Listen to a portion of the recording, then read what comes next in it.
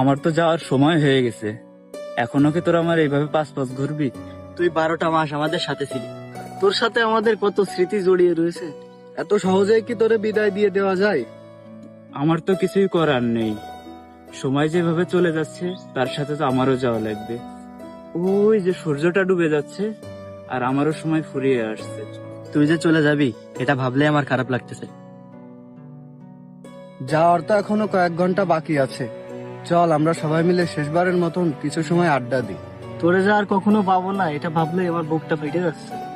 তোরা মন খারাপ করিস না, আমার কি কম খারাপ লাগতেছে? আমি তো চলেই যাব। চল শেষ সময়টা আমরা একটু আনন্দের সাথে কাটাই। আচ্ছা, আমরা আর মন খারাপ করতেছি না। চল সবাই মিলে আড্ডা দিই। দিই।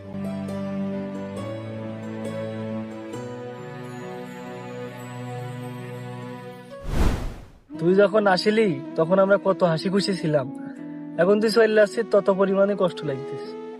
একটা বছর যে কিভাবে পার হয়ে গেল বুঝতেই পারলাম না। আমি কোনোভাবে আমার মনটাকে সান্ত্বনা দিতে পারতেছি না। আমার হাতে আর বেশি সময় নেই। আমি চলে যাওয়ার পরে যখন 26 সাল আসবে তখন তোরা আমাকে যেভাবে ভালোবাসা দিয়েছিস ঠিক যেন 26 সালকেও ওইভাবে ভালোবাসা দিবি। আর আমার জন্য মন খারাপ করবি না।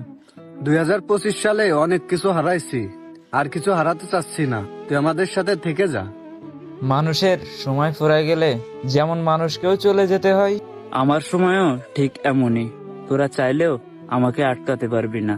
আর আমিও যদি চাই যে থেকে যেতে, তাহলে আমিও থেকে যেতে পারবো না। কোনোভাবে কি আমাদের সাথে থেকে যাওয়া যায় না? না রে, এটা কোনোভাবেই সম্ভব না। এক একটা বছর যায় আর ঠিক এভাবেই আমরা আমাদের এক একটা করে সঙ্গী হারাই। এভাবে আর কতদিন? এইটাই তো দুনিয়ার নিয়ম। দুনিয়া যতদিন চলতে থাকবে আমাদের সকলকে এই নিয়মগুলোই মেনে চলতে হবে। কারণ সময় চলমান, সময় কখনো কারোর জন্য বসে থাকে না।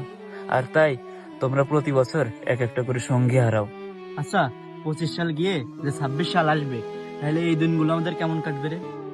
24 সাল যাওয়ার পরে আমি আসলাম, আর তোরা আমাকে যেইভাবে গ্রহণ করে নিলির, যেইভাবে আমার সাথে মানিয়ে নিলির, যেইভাবে আমার সাথে সুন্দর সুন্দর